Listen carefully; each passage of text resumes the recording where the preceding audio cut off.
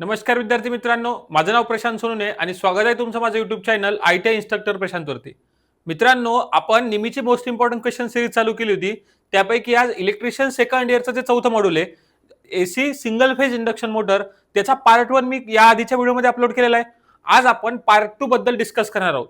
तसेच या आधीचे जेवढे मॉड्यूल झाले तेवढेही माझ्या चॅनलवरती अपलोड केलेले आहेत. सर्वांनी आवर्जून ते मॉड्यूल्स बघा, जेणेकरून तुम्हाला सीबीटीची एक्झामची तयारी चांगल्या प्रकारे करता येईल. आजच्या व्हिडिओमध्ये आपण सेकंड पार्ट बद्दल डिस्कस करणार आहोत, मॉड्यूल नंबर 4च्या. चला व्हिडिओला सुरू करूया. बघा, क्वेश्चन याच्या आधीचे जे 20 प्रश्न होते हे आधीच्या व्हिडिओमध्ये आपण डिस्कस केले. आज प्रश्न क्रमांक 21 बघा. क्वेश्चन नंबर 21 काय म्हणतो, which type of motor has relatively small starting torque. काय सांगितलं त्यांनी, आपल्याला काय पाहिजे, स्मॉल स्टार्टिंग टॉर्क पाहिजे किंवा कमी स्टार्टिंग टॉर्क खालीलपैकी कोणत्या मोटरचा आहे. जर तुम्ही बघितलं असेल, मी आधीच सांगितलं तुम्हाला की सर्वात जास्त स्टार्टिंग टॉर्क हा याचा स्टार्टिंग टॉर्क युनिव्हर्सल मोटरचा जास्त असतो. का बरं? कारण आपण मिक्सर ग्राइंडर मध्ये वापरतो म्हणून त्याचा मोटरचा स्टार्टिंग टॉर्क जास्त असतो. Capacitor start capacitor induction motor, म्हणजे कॅपॅसिटर आला याचा टॉर्क वाढतो, म्हणजे याचा पण टॉर्क जास्तच आहे. कॅपॅसिटर स्टार्ट इंडक्शन मोटर, मी तुम्हाला सांगितलं कॅपॅसिटर लक्षात ठेवा, ट्रिकच आहे. कॅपॅसिटर आला पॉवर फॅक्टर इम्प्रूव्ह होणार, कॅपॅसिटर आला तुमचा टॉर्क वाढणार. मग या तिन्ही याच्यामध्ये तर टॉर्क जास्त आहे, उरला एकच resistance start induction run induction motor. याचा स्टार्टिंग टॉर्क रिलेटिव्हली काय असतो, कमी असतो. याला स्प्लिट फेज इंडक्शन मोटर सुद्धा म्हणतो. याचा स्टार्टिंग टॉर्क कमी असतो आणि बाकीच्या मोटरचा स्टार्टिंग टॉर्क जास्त असतो या मोटरपेक्षा. क्वेश्चन नंबर 22 बघा, what is the function of centrifugal switch in a split phase motor. Split phase मोटरमध्ये सेंट्रिफ्युगल स्विचचं काय काम असतं, प्रोटेक्ट फ्रॉम ओव्हर करंट. बघा, मी तुम्हाला सांगितलं सेंट्रिफ्युगल स्विच आपण कशासाठी वापरतो, जर ज्या वेळेस आपल्याला स्टार्टिंग वाइंडिंग सर्किटच्या बाहेर काढायची असते. मग स्टार्टिंग वाइंडिंग सर्किटच्या बाहेर काढायची असते, आपण फिजिकली काढू शकत नाही, त्यासाठी आपण सेंट्रिफ्युगल स्विच वापरतो. आणि त्याच सेंट्रिफ्युगल स्विचचा वापर त्यांनी विचारला, protect maintain the constant speed का नाही, प्रोटेक्ट फ्रॉम ओव्हर करंट नाही, protect the motor from overloading, ओव्हरलोडिंगसाठी पण प्रोटेक्ट करण्यासाठी नाही वापरत. उरलं option number D. Option number D वाजा, make and break the starting winding, म्हणजे स्टार्टिंग वाइंडिंगला सर्किटमध्ये नेण्यासाठी किंवा स्टार्टिंग वाइंडिंगला सर्किटमधून बाहेर काढण्यासाठी आपण सेंट्रिफ्युगल स्विचचा वापर करत असतो. म्हणजे ऑप्शन नंबर डी या प्रश्नाचं काय बरोबर उत्तर आहे. नंतर बघा, क्वेश्चन नंबर 23 काय म्हणतो, how to produce the starting torque in a shaded pole fan motor. मी तुम्हाला सांगितलं होतं की ज्या शेडेड पोल जी मोटर असते, आता शेडेड पोल मोटर म्हणजे काय बघा, अशी मोटर की ज्याचा असा जर पोल, जो पोल असतो ना, मी तुम्हाला डायग्राम काढून दाखवली होती, त्या पोलमध्ये काय करतो माहितीये का आपण, त्या पोलच्या काही पार्टला म्हणजे इथं ते स्ट्रीप लावत असतो कॉपरची. मग कॉपरची स्ट्रीप याला शेडेड पोल मोटर म्हणतो. आणि किती पार्टला लावतो, 1/3 पोलवरती आपण काय करतो, कॉपरची स्ट्रीप लावतो. मग ती कशासाठी लावतो रे, तर मोटरला सुरू करण्यासाठी. मग त्यांनी तेच विचारलं की स्टार्टिंग टॉर्क इन्क्रीज करण्यासाठी किंवा स्टार्टिंग टॉर्क वाढवण्यासाठी आपण काय करतो, using the ring on a pole, ring किंवा स्ट्रीप ऑन अ पोल, म्हणजे त्या पोलवरती स्ट्रिंग किंवा स्ट्रीप आपण वापरत असतो. ऑप्शन नंबर बी काय म्हणतो, युझिंग कॅपॅसिटर. शेडेड पोलमध्ये कॅपॅसिटर वापरत नाही. जी बाकीचे सिंगल फेज इंडक्शन मोटर असते तर त्या इंडक्शन मोटरमध्ये आपण कॅपॅसिटर वापरला असतात. Interchanging the rotor winding in a switch, हे पण नाहीये. Interchanging the field coil winding switch, म्हणजे हे इंटरचेंज करणं, डायरेक्शन वगैरे चेंज करण्यासाठी करू शकतो. पण आपल्याला विचारलं स्टार्टिंग टॉर्क इन्क्रीज करायचं किंवा मोटरला सुरू करायचंय शेडेड पोल मोटरला, तर शेडेड पोल मोटरला सुरू करण्यासाठी कॉपरच्या स्ट्रीप किंवा कॉपरच्या रिंग आपण वापरत असतो पोलवरती. नंतर बघा, what is the reason of permanent capacitor in a fan motor, म्हणजे जे आपल्या बघा, आपल्या मी तुम्हाला कालच्याही लेक्चरमध्ये सांगितलं की आपल्या घरामध्ये जेव्हा आपण फॅन वापरतो ना, त्या फॅनमध्ये आपण परमनंट कॅपॅसिटर मोटर वापरतो, कारण आपल्या घरातल्या फॅनचा जो कॅपॅसिटर असतो ना, तो परमनंटली सर्किटमध्ये असतो. मग त्याचं म्हणणं काय की त्या फॅनमध्ये जो कॅपॅसिटर लावतो त्याचं कारण काय, स्पीड रेग्युलेशन करण्यासाठी, स्पीड रेग्युलेट करण्यासाठी आपण रेग्युलेटर वापरतो. लोअर पॉवर कंझम्पशन कमी होण्यासाठी का नाही, पॉवर कंझम्पशन कमी होण्यासाठी आपण हाफ कॉईल वाइंडिंग आपण वापरत असतो. मी तुम्हाला पुढे एक्झाम याच्यामध्ये सांगतो. लोअर पॉवर कंझम्पशनसाठी पण नाही, स्प्लिट फेज फॉर टॉर्क, बरोबर. म्हणजे जो आपल्याला टॉर्क डेव्हलप करायचं स्टार्टिंगला मोटरला सुरू करायचं, आणि त्या मोटरला सुरू करण्यासाठी आपल्या फेजला काय करावं लागतं, स्प्लिट करावं लागतं. आणि त्या फेजला स्प्लिट करण्यासाठी आपण सर्किटमध्ये परमनंट कॅपॅसिटर वापरत असतो. म्हणजे ऑप्शन नंबर सी या प्रश्नाचा बरोबर उत्तर आहे. कंट्रोलिंग द इलेक्ट्रिकल इंटरफेरन्स वगैरे नाही, इलेक्ट्रिकल इंटरफेरन्स कमी जास्त करायचं, म्हणजे ऑप्शन नंबर सी या प्रश्नाचं काय बरोबर उत्तर आहे. क्वेश्चन नंबर 25 बघा, which type of motor having a half coil, बघा हाच प्रश्न आहे. आता त्यांचं म्हणणं काय की खालीलपैकी कोणत्या मोटरमध्ये नाही का हाफ कॉईल वाइंडिंग वापरली जाते किंवा वापरली तरी चालते. आता हाफ कॉईल वाइंडिंग म्हणजे काय असतं बघा, एक असते स्टार्टिंग वाइंडिंग, आपल्याकडे दोन टाईपची वाइंडिंग असते, एक असते मेन वाइंडिंग आपली आणि एक असते स्टार्टिंग वाइंडिंग.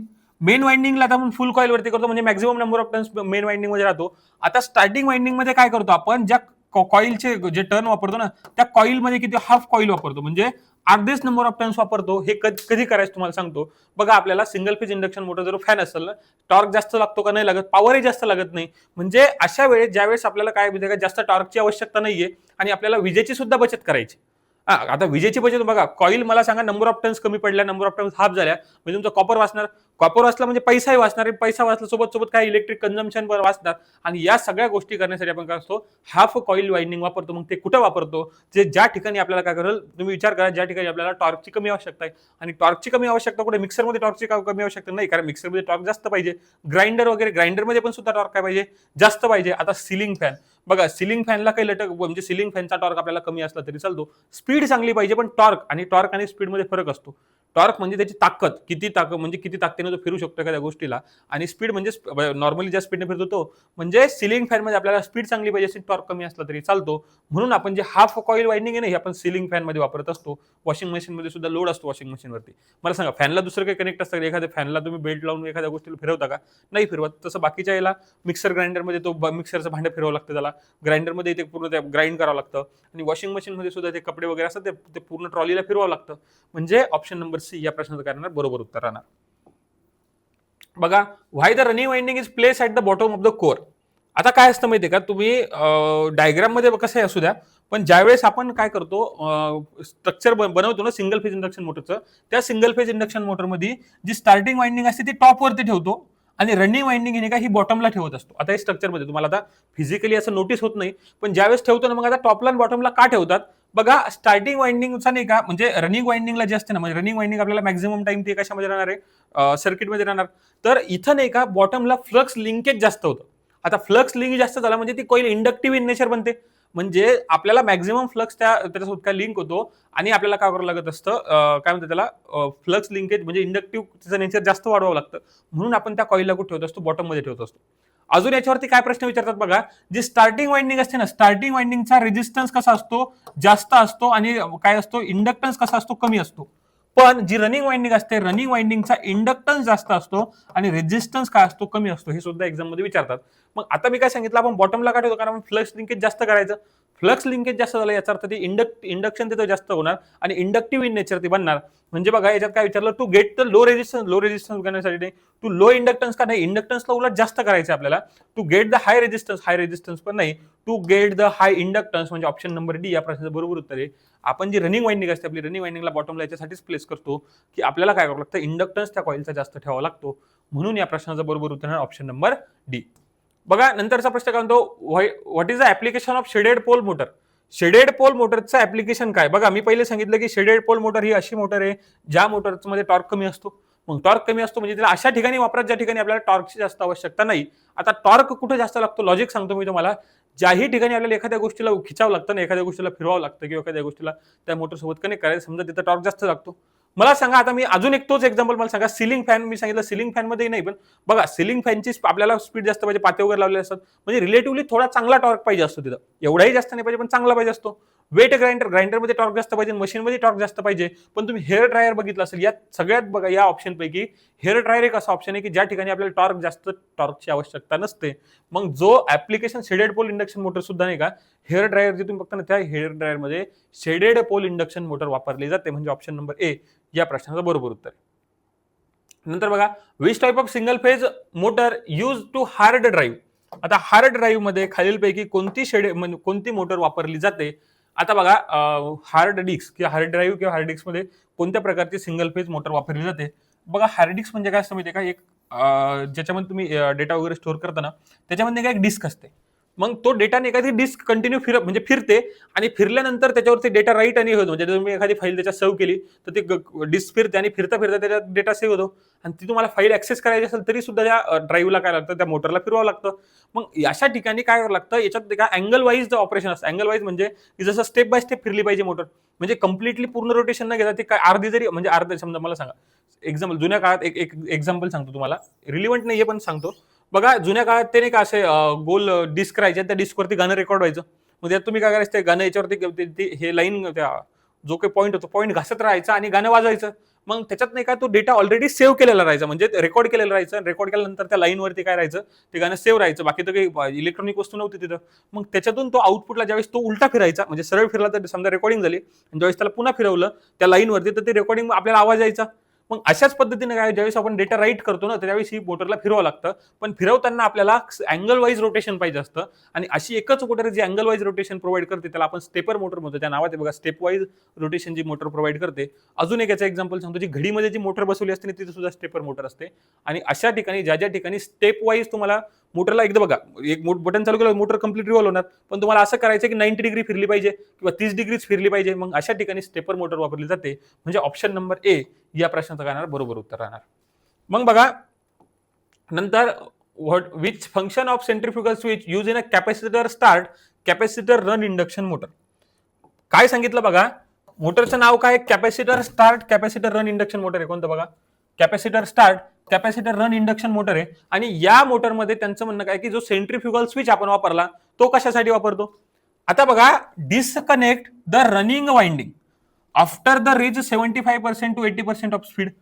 पहिली गोष्ट बघा, ज्या वेळेसही मोटर 75 ते 80% वरती स्पीड अटेंड करते त्यावेळेस आपल्याला डिस्कनेक्ट करण्यासाठी आपण वापरायला पाहिजे, आणि त्याच्यासाठीच वापरतो. पण ज्या वाइंडिंगला आपण डिस्कनेक्ट करतो ती रनिंग वाइंडिंग नसते, ती असते स्टार्टिंग वाइंडिंग. कोणती वाइंडिंग असते, स्टार्टिंग वाइंडिंग. कोणती असते, स्टार्टिंग. म्हणजे याच्यात रनिंग दिलं तर हा ऑप्शन कटला. बघा आता, disconnect the starting winding after the reach 75% to 80%. मग तुम्हाला हे बरोबर पाहिजे. पण तुम्हाला सांगतो इथं मोटर कोणती बघा, आपली capacitor start capacitor run induction motor. जो सेंट्रिफ्युगल स्विच कॅपॅसिटर याच्यासाठी वापरतो ना आपला कॅपॅसिटर रन मध्ये, ते जो स्टार्टिंगचा कॅपॅसिटर असतो त्या कॅपॅसिटरला सर्किटच्या बाहेर काढण्यासाठी आपण सेंट्रिफ्युगल स्विच वापरतो. म्हणजे बघा, ऑप्शन नंबर बी पण नाही, ए पण नाही आणि बी पण नाही. Disconnect the starting capacitor after reach the 75% to 80% of speed. म्हणजे ऑप्शन नंबर सी या प्रश्नाचं काय बरोबर उत्तर. बघा, डी वाचून घेऊ. Disconnect the starting and running winding. दोन्ही नाहीये. जो स्टार्टिंग आणि रनिंग वाइंडिंग, जो स्टार्टिंगचा जो कॅपॅसिटर असतो त्या कॅपॅसिटरला सर्किटमधून डिस्कनेक्ट करण्यासाठी capacitor start capacitor run induction मोटरमध्ये कॅपॅसिटर आपला सेंट्रिफ्युगल स्विच वापरलं जातं.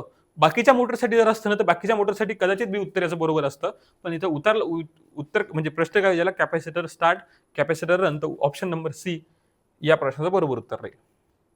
Which type of single phase induction motor having very high starting torque. बघा, कोणत्या प्रकारच्या सिंगल फेज मोटरमध्ये इतर कोणत्याही प्रकारच्या सिंगल फेज मोटरच्या तुलनेत खूप जास्त स्टार्टिंग टॉर्क असतो. म्हणजे अशी कोणती मोटर आहे ज्या मोटरमध्ये स्टार्टिंग टॉर्क सगळ्यात जास्त असतो. मी तुम्हाला याच्या आधीच्या लेक्चरमध्ये सांगितलं होतं की बघा, मला reluctance motor, repulsion start motor, capacitor start induction run motor आणि युनिव्हर्सल मोटर. तर युनिव्हर्सल मोटर जी असते ना, कारण आपल्याला मी सांगितलं ग्राइंडर म्हणजे मिक्सरमध्ये आपल्याला कधी कधी पूर्ण भांडं फिरवावं लागतं, भांड्यामध्ये किती लोड असतो ना, मग त्यासाठी स्टार्टिंग टॉर्क TST ज्याला आपण स्टार्टिंग टॉर्क म्हणतो, हा सर्वात जास्त जो असतो ना तो युनिव्हर्सल मोटरचा असतो. मग सर्वात जास्त स्टार्टिंग कोणाचा, युनिव्हर्सल मोटरचा. आणि याच्यानंतर स्टार्टिंग टॉर्क जास्त कोणाचा असतो तर capacitor start capacitor run induction मोटरचा. 2 वेळा कॅपॅसिटर म्हणजे स्टार्क अजून वाढला, आणि त्याच्यानंतर कमी असतो कॅपॅसिटर स्टार्ट मोटरचा. पण याच्यापैकी सर्वात जास्त विचारलं तर युनिव्हर्सल मोटर या प्रश्नाचं काय बरोबर उत्तर आहे. Where the capacitor are connected in a single phase permanent capacitor motor. आता त्यांनी काय विचारलं की single phase permanent capacitor motor आहे. जर का तुम्ही या आधीच्या लेक्चरमध्ये बघितलं असेल, पहिला प्रश्न होता की ज्याच्यात अशी एक डायग्राम होती बघा, म्हणजे परमनंट कॅपॅसिटर मोटरची डायग्राम सांगतो पहिले कशी राहील. बघा, ही झाली आपली मेन वाइंडिंग, त्याच्यानंतर ही आपली कॅपॅसिटर घेऊ, हा घेऊ आपला कॅपॅसिटर, आणि नंतर घ्या आपली समजा ही झाली running winding, starting winding. Main winding याला आपण काय म्हणू, ऑक्झिलरी वाइंडिंग म्हणू. हा झाला आपला कॅपॅसिटर, आणि सोबत हा असतो रोटर. मग त्यांचं म्हणणं काय की या मोटरमध्ये कॅपॅसिटर कसा कनेक्ट असतो आणि कोणासोबत कनेक्ट असतो. पहिली गोष्ट, in a series with starting winding. जर जी बघा, आता या ऑक्झिलरी वाइंडिंगलाच आपण स्टार्टिंग वाइंडिंग सुद्धा म्हणतो. काय म्हणतो, ऑक्झिलरी वाइंडिंगला स्टार्टिंग. त्यांचं म्हणणं काय की हा सिरीज मध्ये कनेक्ट आहे का रे, मला सांगा, हा ऑक्झिलरी वाइंडिंग किंवा स्टार्टिंग वाइंडिंगच्या सिरीज मध्ये कनेक्ट आहे का. तर हो, ऑप्शन नंबर ए च्या प्रश्नाला बरोबर उत्तर, कारण in series with starting winding. In series with running वाइंडिंगच्या सिरीज मध्ये का नाही, रनिंग वाइंडिंगच्या पॅरल मध्ये कॅपॅसिटर कनेक्ट आहे. In parallel with starting winding, तर स्टार्टिंग वाइंडिंग येतं सिरीज मध्येच आहे, आणि in parallel with running winding, तर रनिंग वाइंडिंग पॅरल मध्ये नाही. म्हणजे हे कोणाचा असतो, सिरीज वाइंडिंगच्या जी आपली आपलं ऑक्झिलरी वाइंडिंग असते, ऑक्झिलरी किंवा रनिंग वाइंडिंगच्या सिरीज मध्ये आपला कॅपॅसिटर कनेक्ट असतो. कशामध्ये, परमनंट कॅपॅसिटर मोटरमध्ये. म्हणजे ऑप्शन नंबर ए या प्रश्न करणार बरोबर उत्तर राहणार. Which motor is use in a table fan. आता मी आताच सांगितलं मला आपल्या घरामध्ये जेवढ्या प्रकारचे आपण फॅन वापरतो ना, मी सांगितलं फॅन कोणता असतो आपला परमनंट कॅपॅसिटर मोटर असतो. त्याने टेबल फॅन विचारला. टेबल फॅन म्हणजे टेबलवर ठेवला जाणारा फॅन किंवा जो वॉल फॅन वगैरे ज्याला आपण म्हणतो. मग तो फॅनच आहे. मग त्याच्यामध्ये कोणती मोटर वापरतात जर तुम्ही घरात बघितलं त्याला सुद्धा कॅपॅसिटर लावलेला असतो टेबल फॅनवरती. तर याच्यामध्ये सुद्धा आपण परमनंट कॅपॅसिटर मोटर वापरतो. म्हणजे ऑप्शन नंबर डी या प्रश्नाचं बरोबर उत्तर आहे. तुम्ही नाही का मला खाली कमेंटमध्ये सांगा की युनिव्हर्सल मोटर आपण कोणता युनिव्हर्सल मोटरचं ऍप्लिकेशन काय हे मी याच्या आधी बहुतेक 4-5 क्वेश्चन मध्ये सांगितलं. पण याच्यापैकी युनिव्हर्सल मोटर आपण कुठे वापरतो याचा आन्सर नाही का तुम्ही मला खाली कमेंट करून सांगा. बघा 33 नंबरचा प्रश्न आहे. What is the effect of coil group connection is wrongly connected in a single phase motor rewinding. आता काय असतं माहिती का ज्यावेळेस आपण मोटरची रिवाइंडिंग करतो ना अशा नंबर ऑफ कॉइल्स असतात बघा आणि या कॉइलचे नाही का असे ग्रुप बनवतात आणि या कॉइलचं म्हणजे ज्या पूर्ण कॉइलला नाही का एकमेकांसोबत कनेक्ट करतात. मग आता त्यांचं म्हणणं काय जर समजा या कॉइलचे नाही का कनेक्शन असते एक म्हणजे करंट इथून येणार आणि इथून येणार हा 1-2 मग याचं म्हटलं 1-2 बरोबर आहे याचंही असतं 1-2 म्हणजे असा नंबर ऑफ कॉइल्स असतं ना. मग या कॉइलचं नाही का ज्यावेळेस आपण डेव्हलपमेंट डायग्राम काढत असतो रिवाइंडिंग करताना त्यावेळेस नाही का आपण त्या कनेक्शन म्हणजे पहिले कॉइल असेल पहिल्या कॉइलचं दुसरं कनेक्शन तिसऱ्या कॉइलच्या पहिल्या कॉइल सोबत लागेल समजा असे नाही का डेव्हलपमेंट डायग्राम मध्ये करतो. मग त्यांचं म्हणजे जर हे कनेक्शन चुकलं मग आता बघा हे कनेक्शन चुकलं तर काय होईल समजा माझा करंट येणार होता ना इथून करंट एंटर होणार होता इथून बाहेर पडणार होता आणि जसा हा इथून बाहेर पडणार होता तिसऱ्या कॉइलच्या या दुसऱ्या पॉईंटमध्ये एंटर होणार होता. जर समजा चुकीनं मी या पॉईंटच्या तिसऱ्या पॉईंट म्हणजे तिसऱ्या कॉइलच्या समजा दुसऱ्या पॉईंटला लावलं म्हणजे चुकवलं तर मला सांगा डायरेक्शन ऑफ मॅग्नेटिक फील्ड बदलली. डायरेक्शन ऑफ मॅग्नेटिक फील्ड बदलली बघा पहिल्या कॉइलमध्ये समजा क्लॉकवाईज डायरेक्शन आपल्याला पूर्ण क्लॉकवाईज डायरेक्शन फिरणार होती पण चुकीने काय झालं दुसऱ्या कॉइलमध्ये ती अँटी क्लॉकवाईज एंटर झाली आणि अँटी क्लॉकवाईज एंटर झाली मला सांगा क्लॉकवाईज अँटी क्लॉक पुन्हा काय होणार ते स्टक होणार आणि तुमची मोटर चालूच होणार नाही. म्हणजे जर का तुमचे जे रिवाइंडिंग करताना जर का तुमचे कनेक्शन ग्रुप कनेक्शन जर का चुकले तुमची मोटर चालू होणार नाही. मोटर स्लोली फिरणार नाही मोटर चालूच होणार नाही कारण त्याचं मॅग्नेटिक फील्ड काय होईल जे नंबर ऑफ पोल जे तयार होणार आहेत ना पोल मी तुम्हाला सांगितलं बघा ऍडजस्टंट पोल वगैरे एकमेकांसोबत नॉर्थ साऊथ तयार नाही झाला पाहिजे. तर ते पोल वगैरे त्याच्यात काय होतं मिसमॅच होतात आणि त्याच्यामुळे तुमची मोटर विल नॉट रन. म्हणजे ऑप्शन नंबर बी या प्रश्नाचं करणार बरोबर उत्तर राहणार. Question number 2 what is the effect of repulsion motor if the magnetic axis shifted another side. आता बघा रिपल्शन मोटर मी तुम्हाला कालही सांगितलं की रिपल्शन मोटरला आपण कम्युटेटर टाइप मोटर म्हणतो आणि त्याच्यामध्ये ब्रश आणि कम्युटेटर दोन्ही असतं आणि याच्यावरती वाइंडिंग सुद्धा केली असते. मग त्यांचं म्हणणं की बघा हे जे ब्रश आहेत ना आता इथं समजा ब्रश आहेत आणि जो तुमचा ऍक्सिस आहे ना म्हणजे ऍक्सिस ऑफ मॅग्नेटिक ऍक्सिस जो असतो ना कधी पण लक्षात राहू द्या जो ब्रश असेल ना हा इथं ब्रश आहे आणि या ब्रशच्या मध्येच जो तुमचा मॅग्नेटिक ऍक्सिस असतो ना मॅग्नेटिक ऍक्सिस वरतीच ब्रश असे ठेवलेले असतात. जर समजा तुम्ही असं नाही झालं म्हणजे रिपल्शन मोटर प्रिन्सिपलवरती रिपल्शनच्या प्रिन्सिपलवरती काम करते आणि ज्यावेळेस आपण त्याचं कनेक्शन करतो ना त्यावेळेस ब्रश आणि जो मॅग्नेटिक ऍक्सिस असतो तो एकमेकांना अलाइन पाहिजे. जर असं नाही झालं किंवा ब्रश जर का शिफ्ट झाले किंवा तो ऍक्सिस जर का शिफ्ट झाला तर डायरेक्शन ऑफ रोटेशन बदलते. मग त्यांनी काय विचारलं की मोटरच्या मॅग्नेटिक सर्किट जर का ऍक्सिस तुमचा काय झाला शिफ्ट झाला तर काय होणार. तर बघा direction of rotation will change म्हणजे ऑप्शन नंबर या प्रश्नाचं बरोबर कारण तुमची काय बदलत असते डायरेक्शन ऑफ रोटेशन बदलत असते. मग आता एक लक्षात राहू द्या जर रिपल्शन मोटरची डायरेक्शन ऑफ रोटेशन बदलायची तुम्हाला काय बदलावं लागेल जो मॅग्नेटिक ऍक्सिस आहे ना तो काय करावं लागेल अपोजिट करावं लागेल किंवा इंटरचेंज करावं लागेल किंवा त्याला बदलावं लागेल. त्याच वेळेस तुमच्या मोटरची डायरेक्शन ऑफ रोटेशन बदलेल कोणत्या रिपल्शन मोटरच्या. What is the effect of centrifugal switch is not disconnected in motor. आता बघा मी तुम्हाला आधी सांगितलं आपल्याकडे दोन वाइंडिंग असतात एक असते स्टार्टिंग वाइंडिंग एक असते रनिंग वाइंडिंग आणि मी हे सांगितलं रनिंग वाइंडिंगचा रेजिस्टन्स जास्त असतो मग स्टार्टिंग वाइंडिंगचा रेजिस्टन्स जास्त असतो रनिंग वाइंडिंगचा कमी असतो. मग त्यांचं म्हणणं काय जर समजा what is the effect of centrifugal switch is not disconnected after the motor start म्हणजे मोटर सुरू झाली मोटर सुरू झाल्यानंतर त्या आपल्या काय करायला पाहिजे जे सेंट्रिफ्युगल स्विचचं कामच असतं की जी आपली कोणती वाइंडिंग असेल स्टार्टिंग वाइंडिंगला डिस्कनेक्ट करायचं काम असतं. मग जर यानं डिस्कनेक्ट केलं नाही म्हणजे काय ती मोटर कंटिन्युअस सर्किटमध्ये राहणार कंटिन्युअस सर्किटमध्ये राहणार याचा अर्थ त्यातून कंटिन्युअस करंट फ्लो होणार आणि कंटिन्युअस करंट फ्लो होणार तर ती मोटर मला सांगा धक्का मारायसाठी म्हणजे ती मोटर फक्त धक्का मारायसाठी आपण वापरली ती सुरू करण्यासाठी ती जर मोटर कंटिन्युअस सर्किटमध्ये राहील तर ती मोटर जळू शकते. एक्झाम्पल पकडा मी तुम्हाला तेच सांगितलं गाडीचं एक्झाम्पल एक गाडी आहे या गाडीला तुम्हाला काय करायचं तुम्हाला धक्का मारायसाठी ठेवलं ही गाडी चालू होणार आहे म्हणजे तुम्ही काय करू राहिले इथे धक्का मारायला लागले आणि धक्का मारता मारता तुम्ही काय झालं समजा एक्झाम्पल काय झालं की तुम्हाला धक्का मारून तुम्हाला बाहेर निघायचं होतं पण जर तुम्हाला चुकीनं एखाद्या समजा गाडीचा हातच पकडून धरला तुम्हाला गाडी सोबत सोडून तर तुम्ही काय बर्नआउट होऊन जाल म्हणजे तेच झालं की तुमची काय हालत खराब होऊन जाईल कारण तुम्हाला फक्त सुरू करण्यासाठी चालू म्हणजे धक्का माऱ्यापुरतं वापरायचं होतं पण जर का त्याच वाइंडिंगला तुम्ही कंटिन्युअस सर्किटमध्ये चालवलं तर ती वाइंडिंग होणार एक्सेसिव्ह हिट होणार एक्सेसिव्ह हिट झाल्यावर कारण त्याचा रेजिस्टन्स जास्त असतो आणि रेजिस्टन्स जास्त असल्यामुळे ती वाइंडिंग होणार बर्नआउट होऊन जाणार म्हणजे मोटर विल रन नॉर्मली तर रन होणार नाही motor will stop immediately, stop पण होणार नाही कारण मोटर चालूच राहणार. Starting winding will burn out, starting running, तर स्टार्टिंग वाइंडिंग जी आहे तुमची ती वाइंडिंग बाहेर निघायला पाहिजे होती पण बाहेर निघू शकली नाही म्हणून ती काय होणार, एक्सेसिव्ह हीटमुळे काय होणार, बर्न होऊन जाणार. म्हणजे ऑप्शन नंबर सी या प्रश्नाचं काय बरोबर उत्तर आहे. बघा, how the direction of rotation of repulsion motor will be reverse. मी आत्ताच सांगितलं बघा, या क्वेश्चनच्या आधी सांगितलं होतं की जो रिपल्शन मोटर आहे, रिपल्शन मोटरचं आपण डायरेक्शन ऑफ रोटेशन कशी बदलतो, by shifting the brush axis. मी आता सांगितलं मला, जो ब्रश आहे आणि जो मॅग्नेटिक ऍक्सिस आहे ते आपल्याला एका लाईन मध्ये लागतात. जर तुम्ही त्या ब्रश ऍक्सिसला शिफ्ट केलं ना तर डायरेक्शन ऑफ रोटेशन काय होत असते, बदलत असते. म्हणजे ऑप्शन नंबर ए या प्रश्नाचं कारण बरोबर उत्तर. एक्सप्लेन नाही करायचं काम नाही कारण मी आधीच तुम्हाला हा क्वेश्चन एक्सप्लेन केलेला आहे. क्वेश्चन नंबर 37 बघा, why a capacitor is connected across the centrifugal switch in centrifugal switch speed control method. बहुतेक कालच्या लेक्चरमध्ये नाही का मी तुम्हाला ही गोष्ट सांगितली होती की जो कॅपॅसिटर असतो, समजा इथं नाही का हे सेंट्रिफ्युगल स्विच आहे, मग या सेंट्रिफ्युगल स्विचच्या काय करतो आपण, पॅरलल मध्ये नाही का कॅपॅसिटर लावत असतो.